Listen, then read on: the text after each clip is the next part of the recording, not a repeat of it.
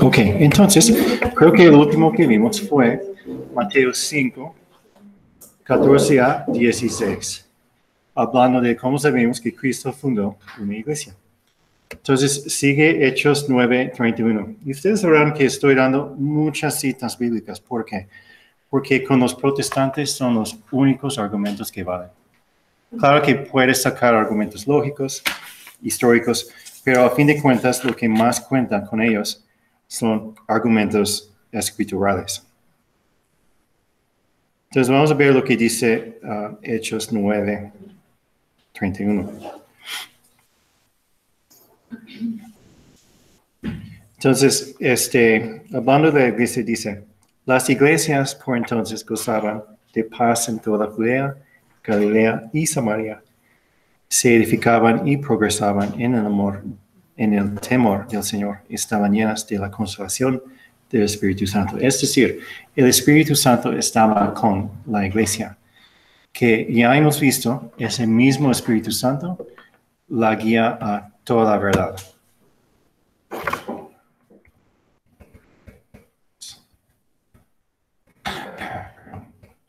Hechos, ajá. Perdón, yo, aquí sí. al decir iglesias, obviamente es por decir comunidades.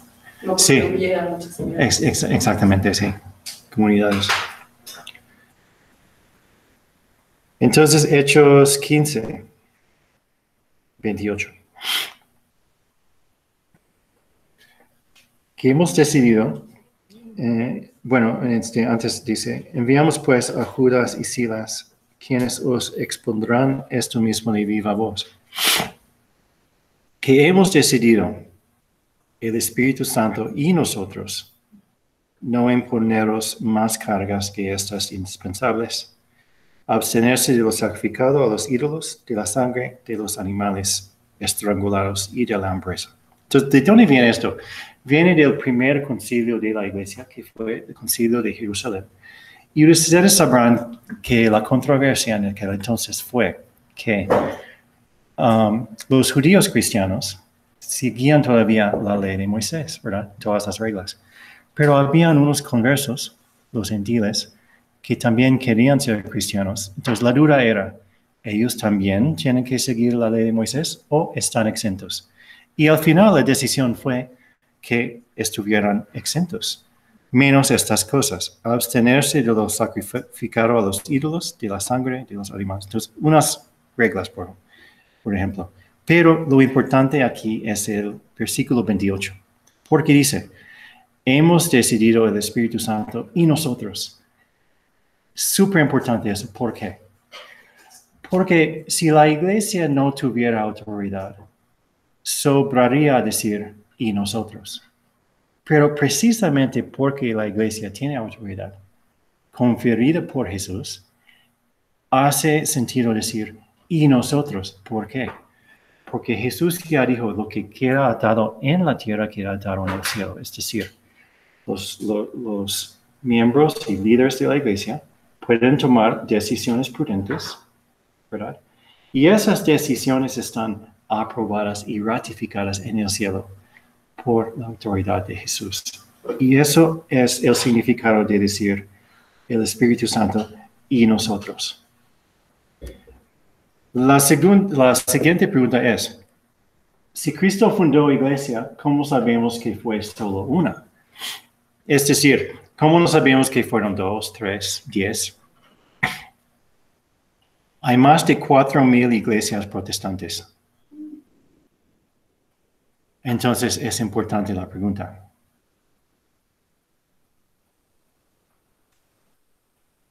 Y otra vez, todos los argumentos van a ser de la misma Biblia.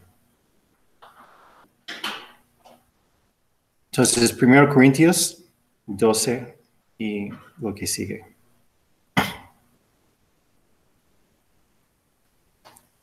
Pues del mismo modo que el cuerpo es uno, aunque tiene muchos miembros, y todos los miembros del cuerpo, no obstante su pluralidad, no forman más que un solo cuerpo, así también Cristo. Fíjense bien que dijo, un solo cuerpo, ¿verdad? No dijo dos. Uno.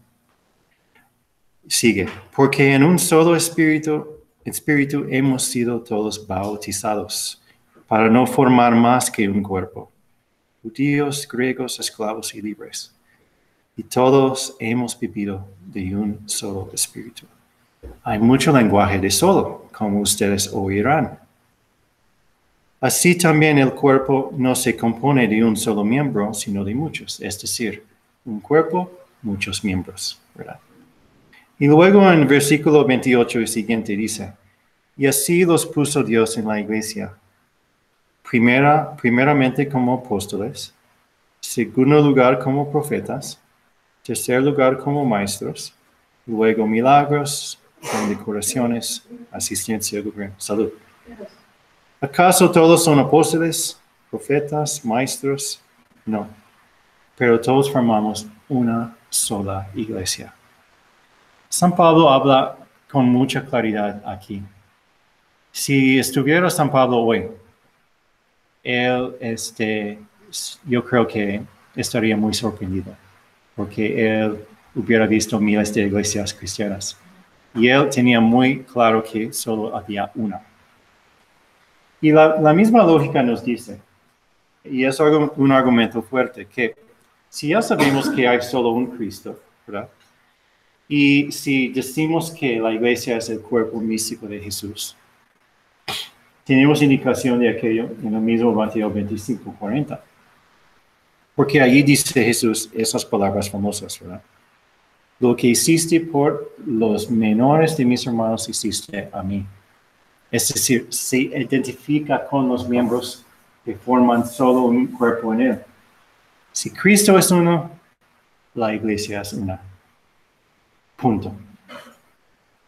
Decir que hay más de una iglesia equivale a decir que hay más de un cuerpo de Cristo. Es ridículo. Y el mismo sentido común nos dice que cuando Cristo fundó la iglesia, lo más sencillo era fundar una. ¿Qué sentido había en fundar 2 o 3 o 4,000? Entonces, ¿por qué hay 4,000? Porque una vez que salieron de esa iglesia original, hubo todo tipo de desacuerdo doctrinal y luego 2, 3, 1,000, 4,000. Y así es la situación actual del mundo. No hay unidad doctrinal porque no hay unidad en la iglesia. Pero la iglesia debería de ser una. 1 Corintios 10.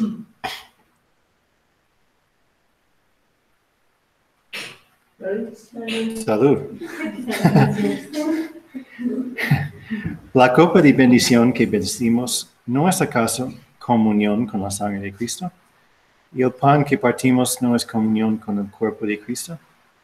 Porque aun siendo muchos, un solo pan y un solo cuerpo somos, pues todos participamos de un solo pan. Lo que Pablo quiere decir aquí es que igual que la iglesia es una, la Eucaristía es una, y la Eucaristía es lo que hace una la iglesia. Todo va junto con este punto lógico. Cristo es uno, la iglesia es una, porque la Eucaristía es una. 1 Corintios 1.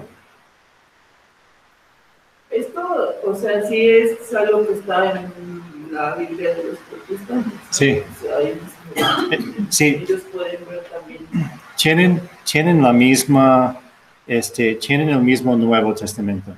No tienen el mismo Antiguo, ¿ok?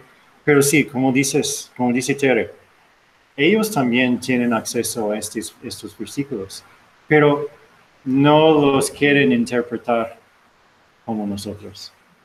¿Por qué? Porque no quieren admitir que la verdadera iglesia es la nuestra. Y muchas veces no es por pecado suyo, es por prejuicios, ¿verdad? Nacieron con esos prejuicios y son buenas personas, pero tienen otra interpretación. Entonces, 1 Corintios, capítulo 1. Aquí dice San Pablo, os conjuro, hermanos, por el nombre de nuestro Señor Jesucristo, a que tengáis todos un mismo hablar y no haya entre vosotros divisiones. Antes bien, estéis unidos en una misma mentalidad y un mismo juicio. Claramente otra vez vemos que la iglesia es una, porque nos dice ahí que no podemos tener divisiones. Juan 17. En la última cena dijo Jesús muchas cosas a los apóstoles. Y aquí habla de la unidad de la iglesia. Entonces aquí dice, no ruego solo por estos, sino también por aquellos que, por medio de su palabra, creerán en mí, para que todos sean uno. Piense bien, para que todos sean uno. No 2, no 10, no 4,000. Entonces es perfectamente claro. Es una iglesia. Como tu Padre en mí y yo en ti, que ellos también sean uno en nosotros, para que el mundo crea que tú me has enviado. Y Romanos 16, 17 a 18. Os ruego, hermanos, que os guardéis de los que suscitan divisiones y escándalos contra la doctrina que habéis aprendido. Apartaos de ellos, pues esos tales no sirven a nuestro Señor Jesucristo, sino a su propio vientre. Y por medio de suaves palabras y lisonjas, seducen los corazones de los sencillos. Qué palabras tan fuertes de San Pablo. Son palabras, a fin de cuentas, dirigidas directamente a Martín Lutero. Porque eso hizo. Eso hizo, ¿verdad? Dice aquí, seducen los corazones, ¿verdad? Y dicen aquí, suscitan divisiones. Eso hizo. Y qué fuerte es. Yo creo que él mismo se dio cuenta cuando estaba para morir, que había fregado todo, pero ya era tarde. Y no podemos decir que fue condenado, para nada, pero lo que sí es cierto es que cometió ese error que nos dice San Pablo, ¿verdad? Muy claro está. Y muchos otros fundadores de religiones falsas han hecho lo mismo. Primero, Timoteo 6, 3 a 5. Es muy bueno sacar argumentos de San Pablo porque los mismos protestantes siempre citan a San Pablo y lo admiran mucho, como deberían. Dice aquí, si alguno enseña otra cosa y no se atiene a las sanas palabras de nuestro Señor Jesucristo y a la doctrina que es conforme a la piedad, está cegado por el orgullo y no sabe nada, sino que padece de la enfermedad de las disputas y contiendas de palabras, de donde proceden las envidias, discordias, maledicencias y sospechas malignas. Discusiones sin fin propias de gentes que tienen la inteligencia corrompida, que están privados de la verdad y que piensan que la piedad es un negocio. Híjole, qué fuerte es San Pablo, ¿verdad? Fuertísimo y clarísimo. Efesios 4, 1 a 6.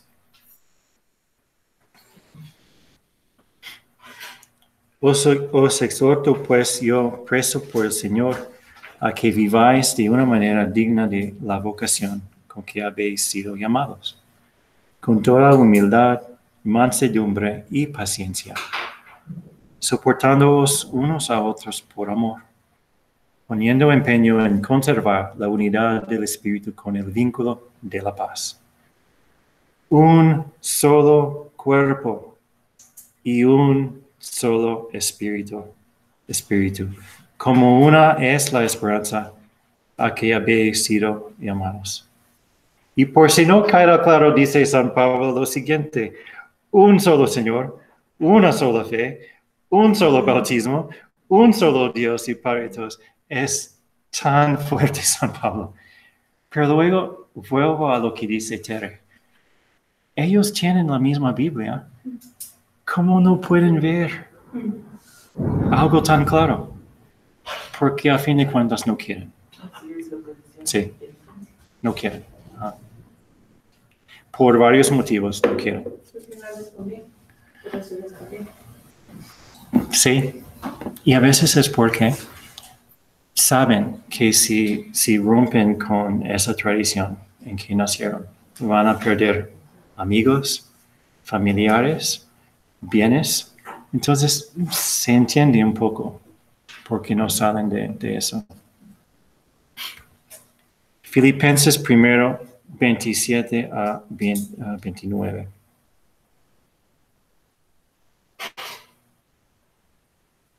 Y dice: lo que importa es que vosotros llevéis una vida digna del Evangelio de Cristo, para que tanto si voy a veros como si estoy ausente, oiga de vosotros que os mantenéis firmes en un mismo espíritu y lucháis acordes por la fe del Evangelio, sin dejaros intimidar en nada por los adversarios, lo cual es para ellos señal de perdición, para vosotros de salvación. Todo esto viene de Dios. Pues a vosotros se os ha concedido la gracia de que por Cristo, no solo que creéis,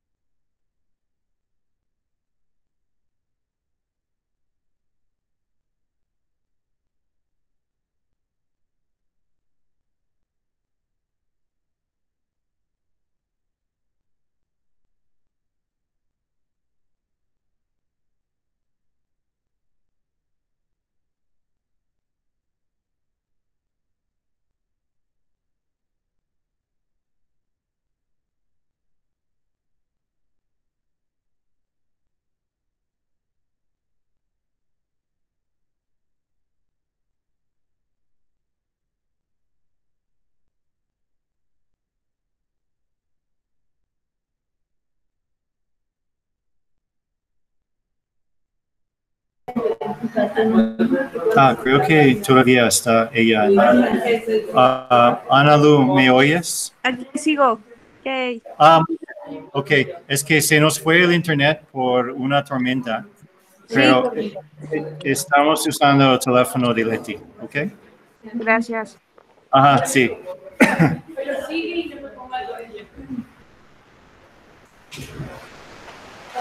Está cayendo mucha lluvia, wow. Bueno. Estuvo así diario. ¿Sí? Lloviendo todo el día. ¿Todo el día? Todos los días.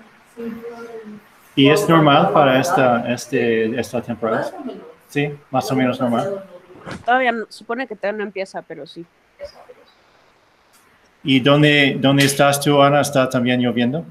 Sí, igual. Ok. Bueno, no sé cuándo se nos fue. ¿Estábamos ya en esto, Ana? Estábamos en Timoteo, pero... Ok, y pero ¿alcanzaste a ver esta parte de las veces mencionadas? No. No, ok. Sí, lo que estábamos diciendo era que el número de veces también muestra que para los primeros cristianos era ya muy importante el Papa. Ok. A veces la Escritura habla simplemente de Simón, Pedro y el resto de los apóstoles. Es decir, no menciona a todos por nombre, pero puede mencionar a Pedro. Entonces no voy a leer estas citas, pero ahí están. Y hay muchos ejemplos de lo mismo. Indicando que Pedro tenía un papel especial como representante del grupo. Él era no solo el líder, sino el representante.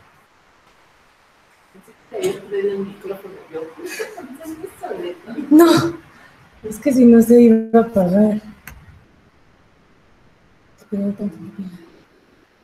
Gracias.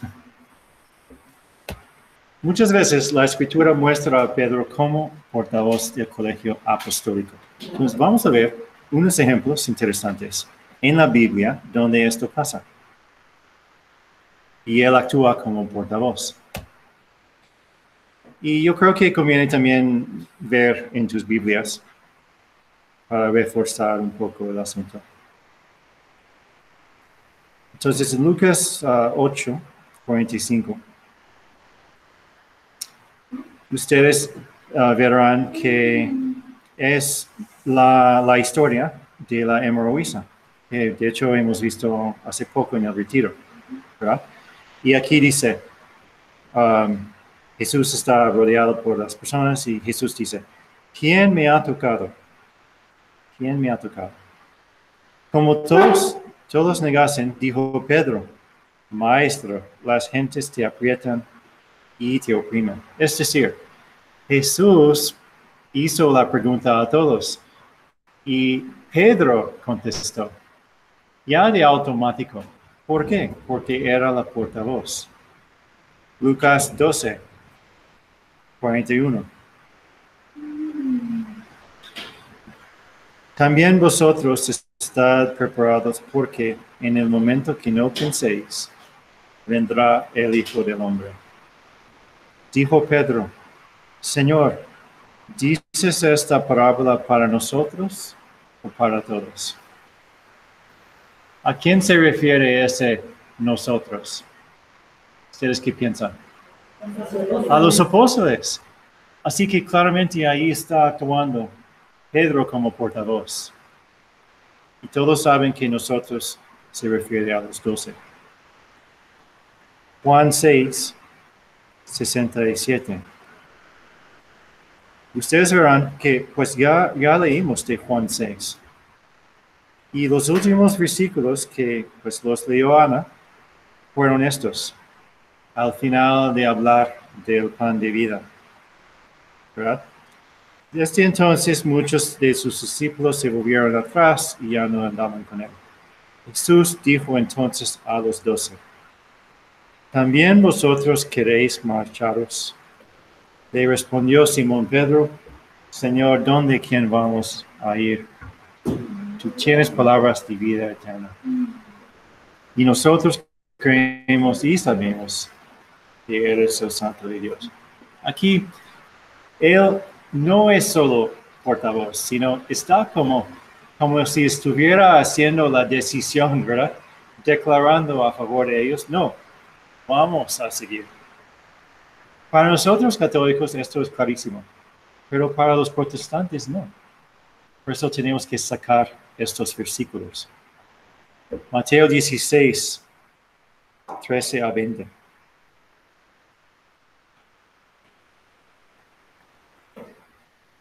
Llegado Jesús a la región de Cesarea de Filipo, hizo esta pregunta a sus discípulos. ¿Quién dicen los hombres que es el Hijo del Hombre? Salud. Ellos dijeron, unos que Juan el Bautista, otros que Elías, otros que Jeremías o uno de los profetas. Díceles él, ¿y vosotros quién decís que soy yo? Pregunta al grupo, pero ¿quién contesta? Un individuo. Simón Pedro contestó, tú eres el Cristo, el Hijo de Dios. Y hay muchos ejemplos así, ¿verdad? Muchos ejemplos de Pedro como portavoz, representante y jefe de los apóstoles. Pero ahora hay algo que les gusta a los protestantes sacar, y es argumento lingüístico. Muy importante porque es súper común y todos los misioneros que van de puerta en puerta sacan lo mismo, ¿verdad? Es decir, tocan la puerta y puedes saber, ok, cronómetro, ¿en qué minuto van a sacar eso? Porque siempre lo sacan, ¿verdad? Y es la oposición que ponen. Dicen, porque en la versión griega, lo que dicen es cierto, ¿verdad? Jesús usa la palabra Petros para referirse a Pedro, y la palabra Petra. Entonces, lo que dicen ellos es, Petros, Petra, ¿cómo pueden ustedes los católicos decir que es la misma persona si son dos palabras diferentes? Entonces, vamos a ver cómo contestar a esta objeción. Hay tres argumentos. En primer lugar... O sea, ahí el argumento es que ellos dicen que Jesús habla a Pedro como Petros, pero luego habla de la roca como Petra, y Petros no puede ser igual que Petra. Sí, y por eso no hay papa, porque Pedro no tiene primacía. O sea, cuando me dice, y en ti Pedro, o sea Petras, edificaré mi iglesia sobre esta roca. Sí. Pues cambia, Ajá. O sea, en la misma... Sí. Sí, y de ahí sacan su argumento, porque les parece invalidar el papado. Entonces, el primer problema es también un problema lingüístico. Es decir, lo que ellos o no saben o no quieren admitir es que el griego tiene dos versiones. La versión clásica de Homero, la Odisea y todo eso es griego ático. Pero el Nuevo Testamento fue escrito en griego koiné, un griego más fácil, menos complicado y en uso común en aquel entonces, ¿verdad? Y son sinónimos en el griego koiné. Así que el argumento ni se aplica. De hecho, basta el primer argumento para ya invalidar su objeción. Pero pueden sacar otros. Segundo, el idioma que hablaba Jesús no era griego, sino arameo. Ya hemos visto eso. En arameo Jesús usó la palabra kefa. ¿Cómo sabemos esto? Porque era una de las pocas palabras grabadas en el Nuevo Testamento. Pero dice Jesús kefa dos veces, es decir, tú eres kefa y sobre esta kefa, ¿verdad? No hay distinción en las palabras que el mismo Jesús decía. Entonces, ¿por qué hay distinción en el griego? Otra vez, por una razón lingüística. Petros es singular nominativo masculino. Es decir, el autor, ¿verdad? En este caso, pues Mateo, ¿verdad? Escribiendo griego, no iba a decir Petra a un hombre. ¿Por qué? Porque Petra es femenino. Sentido común dice que tiene que sacar la forma masculina, lo que es Petros. Entonces, es una necesidad lingüística ponerle Petros en vez de Petra. Y en tercer lugar, la interpretación protestante de Petros como piedrecita y Petra como roca masiva no cuadra con el contexto. Está bendiciendo a Pedro por su gran fe. Es decir, Pedro, eres grande porque Dios ha revelado esto a ti. Y a propósito, eres una piedrecita. Pero bueno, voy a construir sobre esta roca, que no eres tú, porque eres piedrecita, pero roca. No, ridículo, ¿verdad? Por sentido común.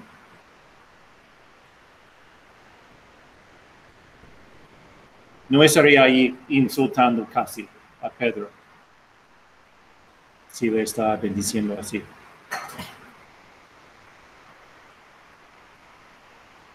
Entonces, realmente es una objeción inválida. Pero es súper común en todos la sacan, porque piensan que sí es un argumento fuerte.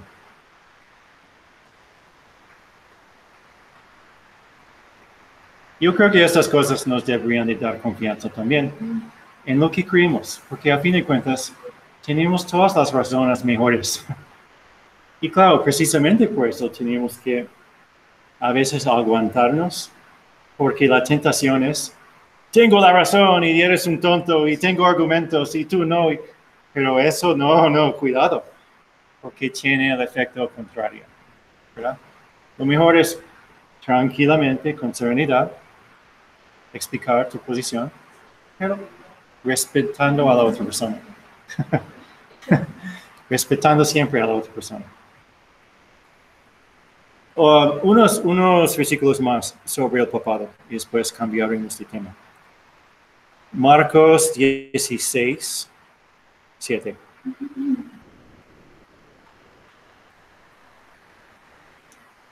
Pero ir a decir a sus discípulos y a Pedro que irá delante de vosotros a Galilea, allí le veréis como os dijo. Es el día de la resurrección del Señor. Jesucristo mismo dice esto. Y fíjense bien lo que dice Cristo a sus discípulos y a Pedro. Si Pedro no tuviera un papel importante, sobraría decir esto, ¿verdad? Pero dado que es el Papa, un Papa que Jesús mismo estableció, Jesús menciona su nombre. Y casi por último, Juan 20, 1 a 8.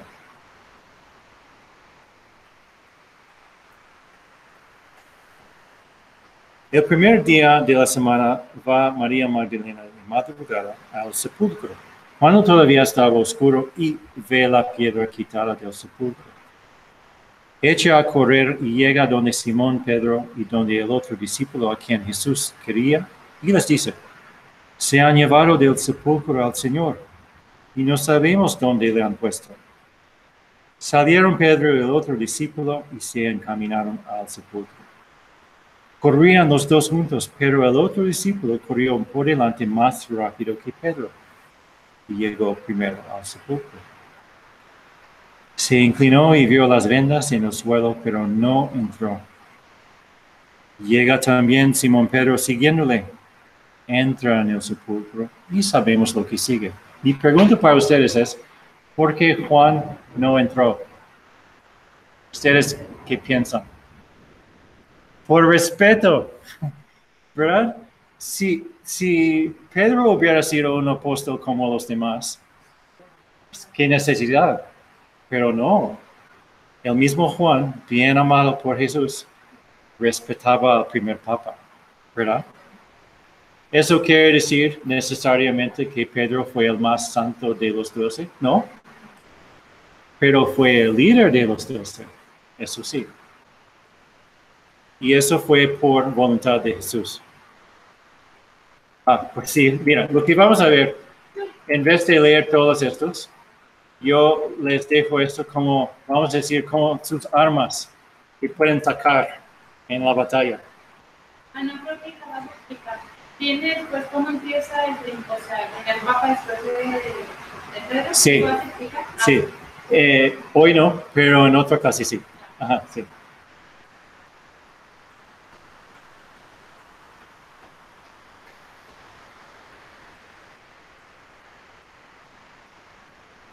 La realidad es que en una conversación ni van a tener tiempo para llegar a tanto. Pero pues cuanto más tengan, mejor.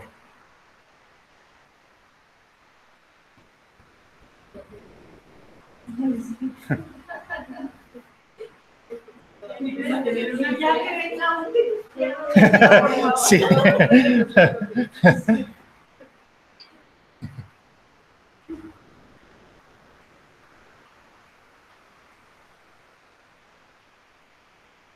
Solo por curiosidad, ¿cuántas de ustedes tienen parientes que nacieron católicos pero ahora están en otra religión? Sí. O sea, parientes que no son católicos. Sí, cambiaron de religión. ¿Solo Ale? Ok. Yo tengo, pero que dejaron la religión. Ah, sí. Que ya no van a ninguna iglesia. Sí, eso es más común a lo mejor. Pero no cambiaron de religión. Ajá.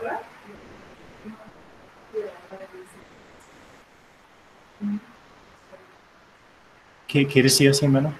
Que la esposa de mi hermano con su mamá Sí. se hizo cristiana recientemente. Ah, Y como que sí ha estado jalando a la esposa de mi hermano y así. ah. Sí.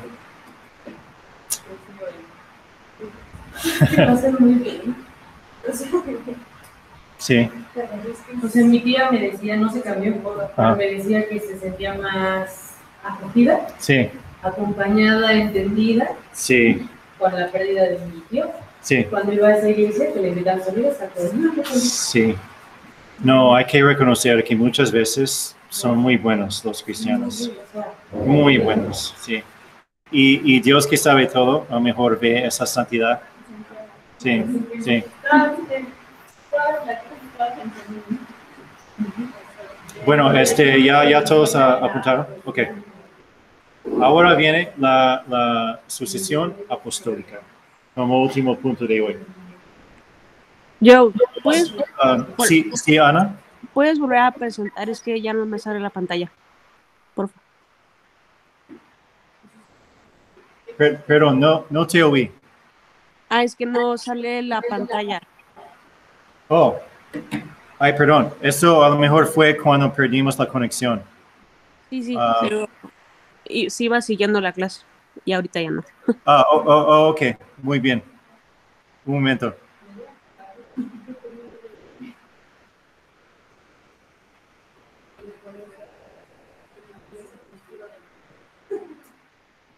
Gracias. Ahora sí, ok. Ujú. Entonces, como el último tema de hoy, la sucesión apostólica. ¿Cómo sabemos que el Espíritu Santo inspiró a los apóstoles a nombrar sucesores? ¿Verdad? ¿Cómo podemos contestar a personas que dicen, sí, yo creo en los 12, pero no creo en los obispos de los católicos ni que haya sucesión? ¿Cómo vamos a contestar eso?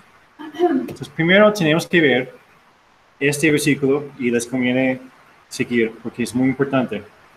De Hechos, porque tiene mucho que ver con el obispado.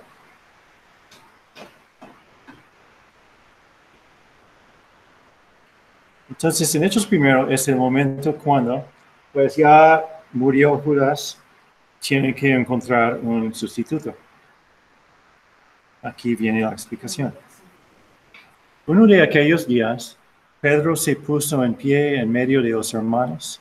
El número de los reunidos era de unos 120 y les dijo, hermanos, era preciso que se cumpliera la escritura en la que el Espíritu Santo, por boca de David, había hablado ya acerca de Judas, el que fue guía de los que prendieron a Jesús. Porque él era uno de los nuestros y obtuvo un puesto en este ministerio. Este pues compró un campo con el precio de su iniquidad y, cayendo de cabeza, se reventó por medio y se derramaron todas sus entrañas. Y esto fue conocido por todos los habitantes de Jerusalén, de forma que el campo se llamó en su lengua Aquel Dama, es decir, campo de sangre. Pues en el libro de los Salmos está escrito que eres un majara desierta y no haya quien habite en ella. Y también que otro reciba su cargo. Me detengo un momento en ese versículo. Que otro reciba su cargo. Importantísimo que la palabra no es cargo en la visión griega, es episcopen. Episcopen es cargo, pero episcopen también es obispo. Tanto así que episcopen es sinónimo del obispado.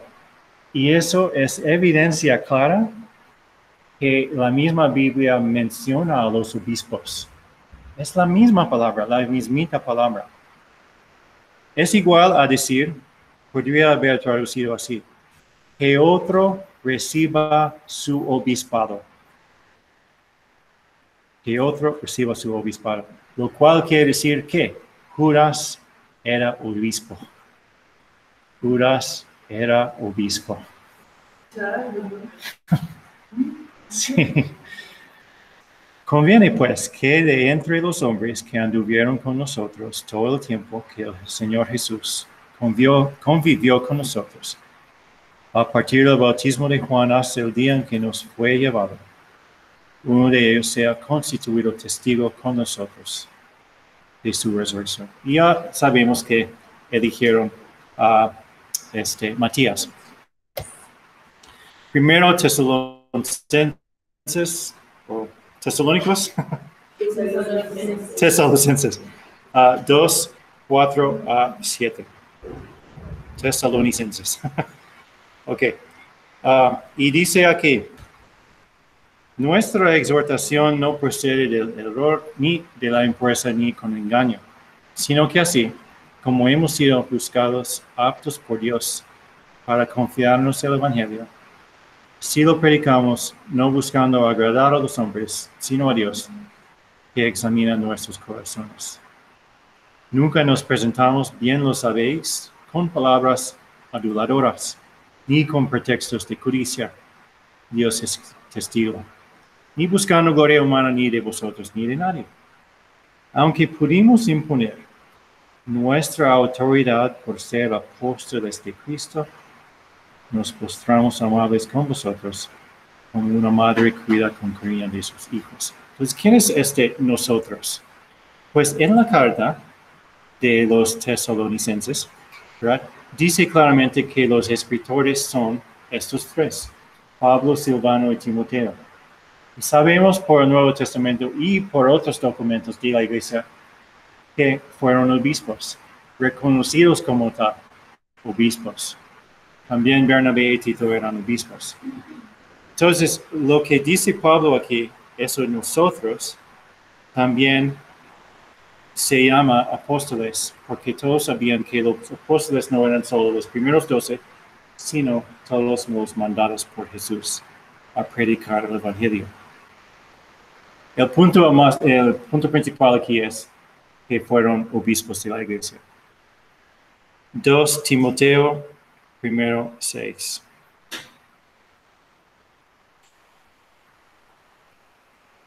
Aquí está hablando Pablo con Timoteo, que era obispo, ¿verdad? Entonces, vamos a entender que es una carta de consejos de un obispo veterano a un obispo nuevo. Y dice, por esto te recomiendo que reavives el carisma de Dios que está en ti por la imposición de mis manos. Imposición de mis manos es el momento de la ordenación sacerdotal. Y esa misma imposición está mencionada varias veces en el Didaqué, primer catecismo de la Iglesia. Entonces, claramente tenemos evidencia ahí de que primero hubo o había un obispado, ya existían obispos, y la forma de ordenar los obispos era la imposición de manos.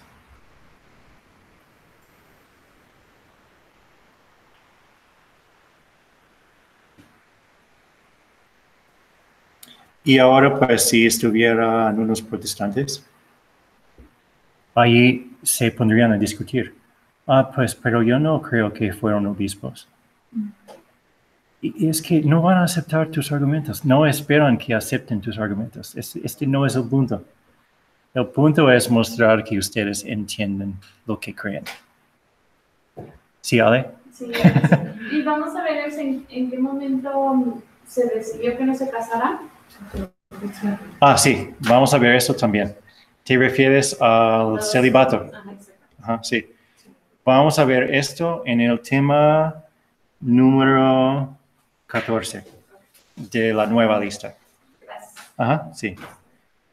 Y por último, como la última cita de hoy, 1 Timoteo 3. Es cierta esta afirmación. Si alguno aspira al cargo de episcopo, desea una noble función.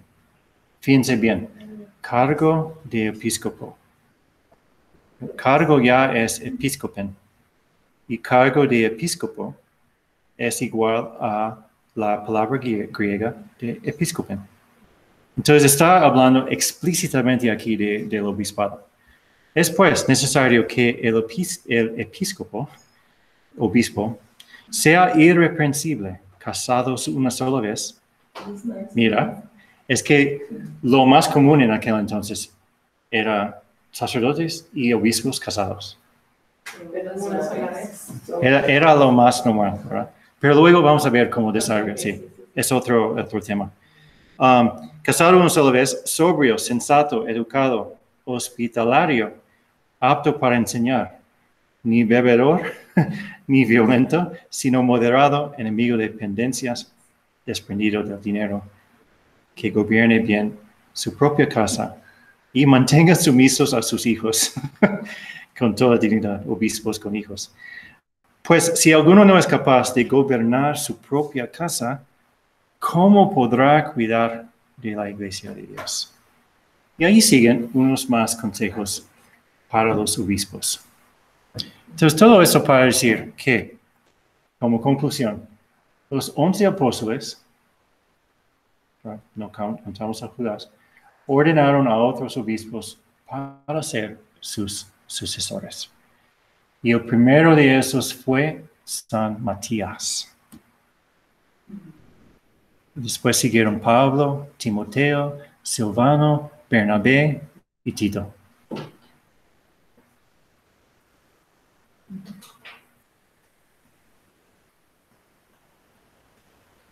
Y así se acaba la clase de hoy. Tenemos unos 7 minutos si alguien tiene pregunta o comentario.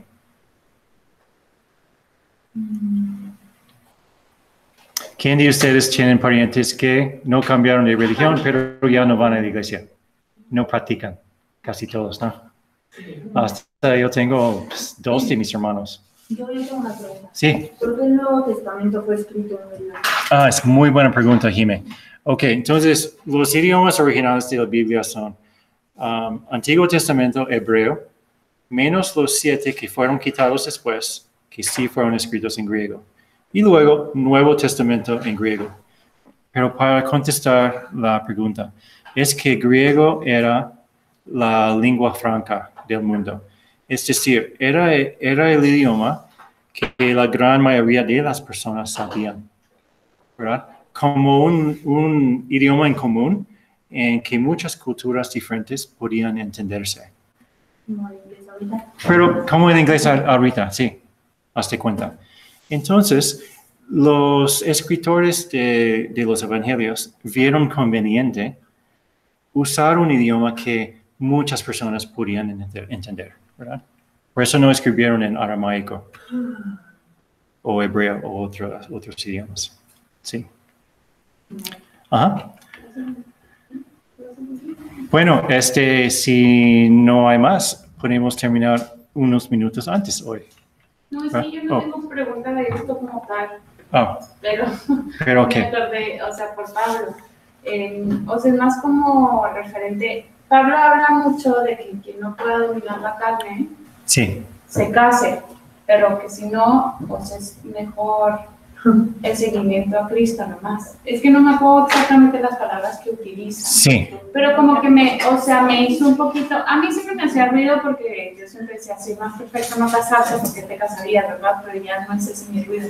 Sino más bien como, o sea, si los obispos estaban casados, ¿por qué Pablo hace como esa invitación a que Sí. no se casen? O sea, como que no... entiendo tu pregunta. Es que para Pablo, el celibato era un ideal, ¿verdad?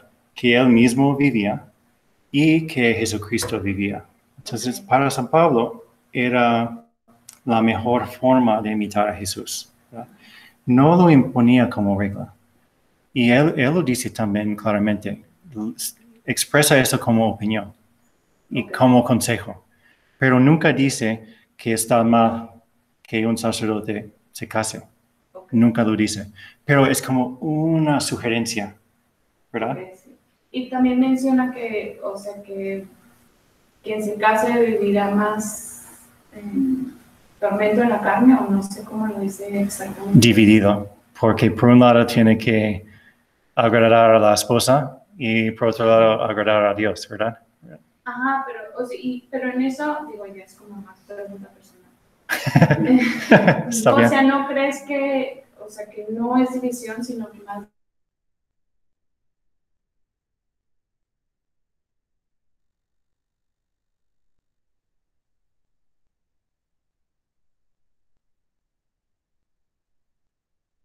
bien va buscando unidad de que Está bien vivida, es así. Y les puedo decir por experiencia, es decir, yo amo primero a Dios, ¿verdad? Y mi amor a Sandra no quita nada, es más bien, es parte de, ¿verdad? lo engrandece, ¿no? Sí, pero yo creo que Pablo ahora está consciente de que la tendencia humana es no vivir el matrimonio así. ¿Me explico? Sí, sí, sí, sí. Entonces, dado que muchos no pueden vivir ese día del matrimonio bien llevado, su sugerencia es mejor pensar bien antes de casarte. Okay. ¿Me explico? Sí, sí, sí. Como por prudencia. Sí, sí. Ajá. Y pues sabemos también que hay muchos matrimonios que no viven así. No, claro. Sí. Pero, y como, o sea, entiendo Sí, ok, bueno, pero... Ajá. No, que iba a decir que, o sea, entiendo ese punto de lo que dices, que mejor no se casen. Pues también en lo que dices, si alguno no es capaz de gobernar su propia casa, ¿cómo vas a gobernar con la iglesia de Dios, no? Porque Sí. es lo mismo decir, si en tu matrimonio no puedes vivir una fidelidad a Dios, pues, o sea, como que tú solito te contradices. Pues sí, pero puedes aplicar lo que dice San Pablo también a un obispo célibe. Porque un obispo célibe pues, tiene casa, tiene diócesis, tiene cosas prácticas, así que él también tiene casa. Claro. ¿Verdad? Entonces se aplica también a eso. Es decir, ordenarte a ti mismo antes de ordenar a todo lo demás. Sí, sí. Bueno, pues lo dejamos ahí. Gracias a ustedes por ser tan buenas alumnas. Y Analu, nos vemos mañana, ¿ok?